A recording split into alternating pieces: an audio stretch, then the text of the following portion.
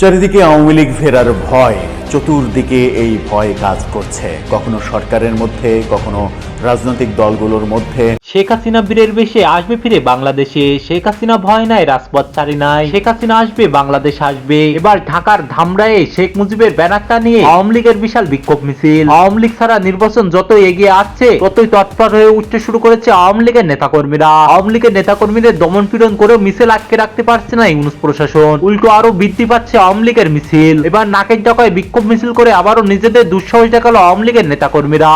লুটপাট যে যা পারছে লয়ে লইছে। আওয়ামী লীগ যারা করছে যারা ভয়তে পলাইছে, আর এই সুযোগ নিয়ে সবাই লুটপাট করছে। এই আন্দোলন সামান্য মানুষের কিছু উপকার হয়েছে, যারা লুটপাট করতে পারছে, যারা ক্ষমতায় যাইবে এখন লেগিয়া ভালো মানুষের কোনো উপকার হয় নাই।